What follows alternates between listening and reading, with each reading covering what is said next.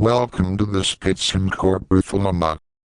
We are reading from Francis Yates's *Giordano Bruno and the Hermetic Tradition*, a work that fundamentally altered how scholars understand the intellectual substrate beneath Renaissance magic and, by extension, the genealogy of Western esotericism itself.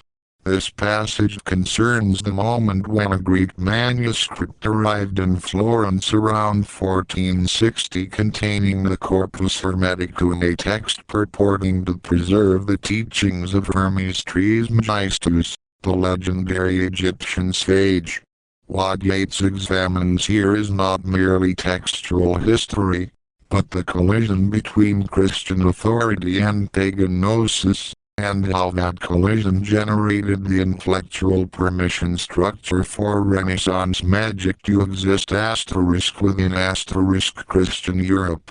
The stakes were absolute. If Hermes could be read as a pre-Christian prophet of Christ, then his magical teaching could be rehabilitated.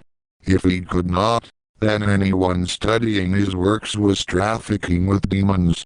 Yates traces this argument through Lactantius, Augustine, and finally Cosimo de' Medici's extraordinary decision to have Marsilio Ficino translate Hermes before Plato, putting the Egyptian magus ahead of Greek philosophy itself in the queue of Renaissance learning. This is the moment when Western esotericism becomes philosophically respectable in the eyes of orthodox power. The passage belongs to the tradition of Renaissance intellectual history inaugurated by Jacob Burckhardt and refined by Paul Oscar Christeller, but Yates adds a crucial element. She reads the Hermetic revival not as an antiquarian curiosity but as a transformative force. Where others saw Renaissance magicians as confused Platonists dabbling in superstition, Yates recognized them as inheritors of a conscious, coherent alternative theology, one that claimed to predate and underlie Christianity itself. The perfect word, or sermo perfectus, is a correct translation of the original Greek title of the Asclepius, and the passage which Lactantius quotes in Greek corresponds roughly to a passage in our Latin translation. Thus the Asclepius, the work which contains the weird description of how the Egyptians fabricated their idols and the lament for the Egyptian religion, becomes sanctified because it contains a prophecy concerning the Son of God. It was not only in the Asclepius that the Hermetic writers used the expression Son of God. At the beginning of Pimander, which is the Hermetic account of creation, the act of creation is said to be through a luminous Word, who is the Son of God. When discussing the Son of God as the creative Word, with quotations from the scriptures, Lactantius brings in Gentile confirmation, pointing out that the Greeks speak of him as the Logos, and also Trismegistus.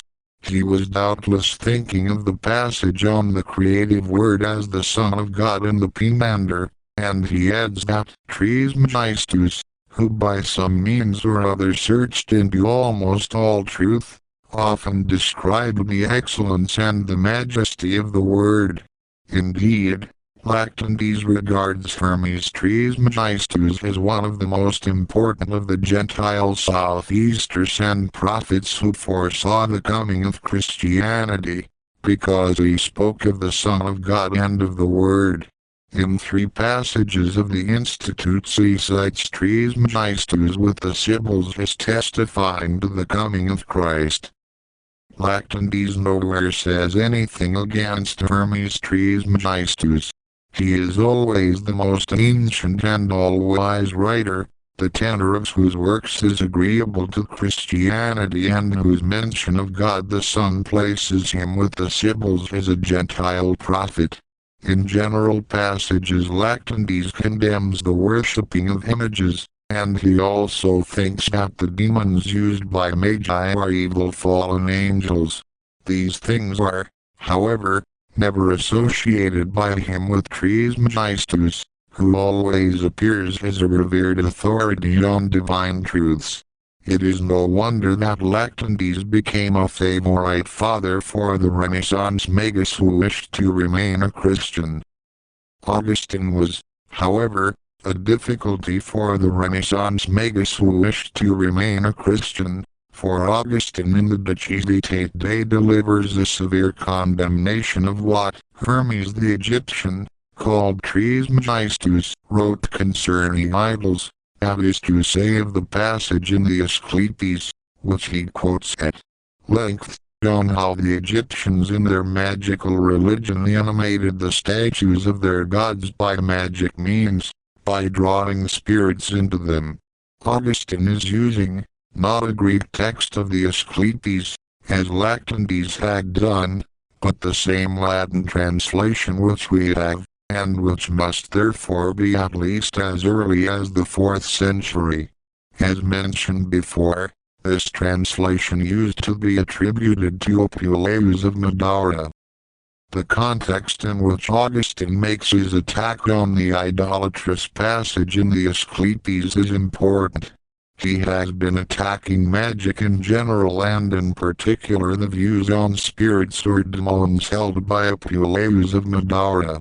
Apuleius of Madara is a striking example of one of those men, highly educated in the general culture of the Greco-Roman world who, weary of the stale teachings of the schools, sought for salvation in the occult, and particularly in the Egyptian type of the occult.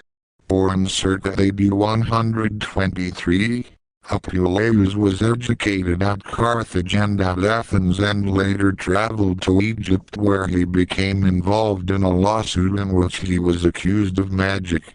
He is famous for his wonderful novel, popularly known as The Golden Ass, the hero of which is transformed by witches into an ass, and after many sufferings in his animal form, is transformed back into human shape after an ecstatic vision of the goddess Isis, which comes to him on a lonely seashore whither he has wandered in despair. Eventually he becomes a priest of Isis in an Egyptian temple. The whole mood of this novel, with its ethical theme, its ecstatic initiation or illumination, its Egyptian coloring, is like the mood of the Hermetic writings. Though Apuleius was not really the translator of the Asclepius, that work would certainly have appealed to him. Augustine calls Apuleius a Platonist, and he attacks him for the views on airy spirits or demons which he held to be intermediaries between gods and men in his work on the Demon of Socrates. Augustine regards this as impious, not because he disbelieves in airy spirits or demons but because he thinks they are wicked spirits or devils. He then goes on to attack Hermes Trismegistus for praising the Egyptians for the magic by which they drew such spirits or demons into the statues of their gods, thus animating the statues, or making them into gods. Here he quotes verbally the god-making passage in the Asclepius. He then discusses the prophecy that the Egyptian religion will come to an end, and the lament for its passing, which he interprets as a prophecy of the ending of idolatry by the coming of Christianity. Here too, therefore, Hermes Trismegistus is a prophet of the coming of Christianity, but all credit for this is taken away by Augustine's statement that he had this foreknowledge of the future from the demons whom he worshipped. Hermes presages these things as the devil's confederate, suppressing the evidence of the Christian name, and yet foretelling with a sorrowful intimation, that from it should proceed the wreck of all their idolatrous superstitions, for Hermes was one of those who, knowing God, glorified him not as God, nor were thankful, but became vain in their imaginations, and their foolish heart was full of darkness.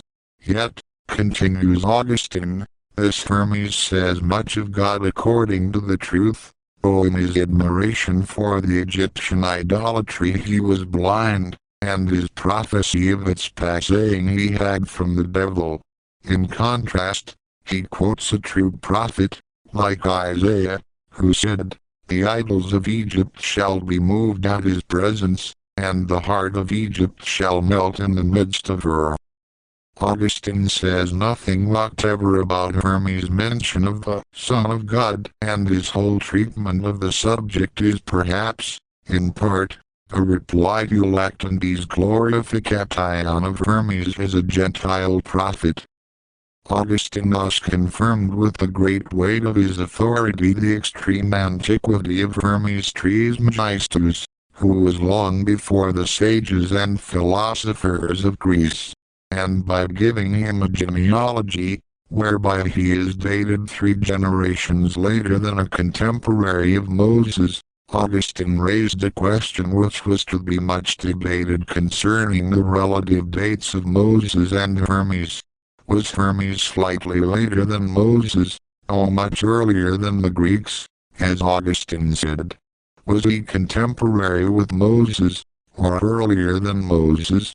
All these views were to be held by later Hermetists and Magi. The need to date him in relation to Moses was stimulated by the affinities with Genesis which must strike every reader of the Hermetic Menander.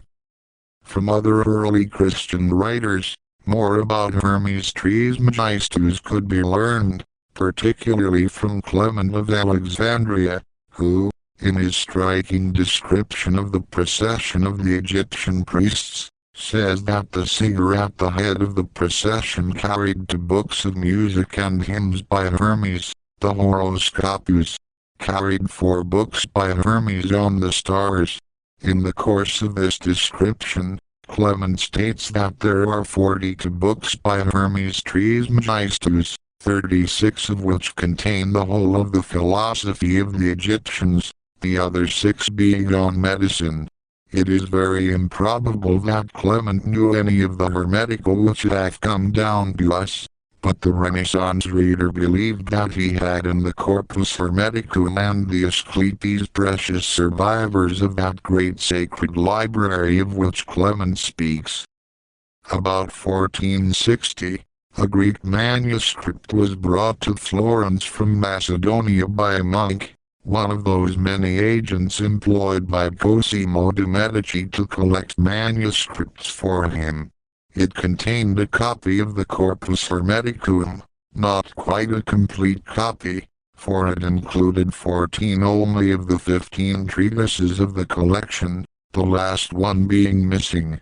Though the Plato manuscripts were already assembled, awaiting translation, Cosimo ordered Ficino to put these aside and to translate the work of Hermes Trismegistus at once, before embarking on the Greek philosophers. It is Ficino himself who tells us this, in that dedication to Lorenzo de' Medici of the Plotinus commentaries in which he describes the impetus given to Greek studies by the coming of Gemistus Pletho and other Byzantine scholars to the Council of Florence, and how he himself was commissioned by Cosimo to translate the treasures of Greek philosophy now coming into the West from Byzantium. Cosimo, he says, had handed over to him the works of Plato for translation. But in the year 1463 word came to Ficino from Cosimo that he must translate Hermes first, at once, and go on afterwards to Plato. Ficino made the translation in a few months, whilst the old Cosimo, who died in 1464, was still alive. Then he began on Plato. It is an extraordinary situation. There are the complete works of Plato, waiting, and they must wait whilst Ficino quickly translates Hermes, probably because Cosimo wants to read him before he dies. What a testimony this is to the mysterious reputation of the thrice great one. Cosimo and Ficino knew from the fathers that Hermes Trismegistus was much earlier than Plato. They also knew the Latin Asclepius, which whetted the appetite for a more ancient Egyptian wisdom from the same pristine source. Egypt was before Greece. Hermes was earlier than Plato. What Yates reconstructs here is a crisis of intellectual authority that shaped Renaissance magic fundamentally. The Church Fathers read the same Hermetic texts and reached opposite conclusions. Lactantius, writing in the early 4th century, saw Hermes as a pagan prophet whose invocation of the Son of God and the Word placed him in alignment with Christian theology, a Gentile witness to truths that Christianity would later reveal fully. Augustine, writing a century later with fierce theological precision, saw the same passages and concluded that Hermes' ability to prophesy at all came from demons, making him spiritually unreliable even when accidentally correct. The magic in the Asclepius, the vivification of statues through the binding of spirits, Augustine explicitly condemned as demonic practice. The genius of Yates's analysis lies in showing how Renaissance magicians exploited the ambiguity between these two authorities. If you wanted to practice magic and remain Christian, Lactantius offered you cover. Hermes was ancient, authoritative, and his teaching aligned with Christian doctrine on the Word. Augustine offered you something different, proof that the texts were dangerous, which meant they were powerful. Some magicians adopted the strategy of claiming that the objectionable passages, the ones Augustine quoted about animating statues, were later interpolations, corruptions added by lesser minds to the pure Egyptian original. Others, like Giordano Bruno, would later abandon the compromise entirely and argue that Egyptian magical religion was not corrupt at all, but the truest religion, and that Christianity had obscured it. But all of them needed Hermes to be ancient, earlier than Plato, closer to Moses, originating in Egypt before Greece had a philosophy. That genealogical problem, planted by Augustine himself when he dated Hermes 3 generations after Moses, became the obsession of Renaissance Hermetists. The entire intellectual edifice of Renaissance magic depends on getting the dating right, on making Hermes old enough to be authoritative and early enough to predate any charge of being derivative from Christianity. Yates's most devastating insight comes at the end. Cosimo de' Medici, dying, ordered Ficino to translate Hermes before Plato. The complete works of the fountainhead of Western philosophy could wait. A fragmentary collection of Egyptian wisdom, half of which Augustine had called demonic, could not. This was not scholarship. This was hunger, the hunger of a dying man to touch something more ancient than reason, more authentic than system. And that hunger, Yates suggests, is what the Renaissance really was, not a recovery of classical learning, but an occult reordering of the entire spiritual hierarchy of the West. Next, Marsilio Ficino, 3 books on life. The Spitzen-Körper Thelema. If this archive serves you, support it on Patreon. Link in the description.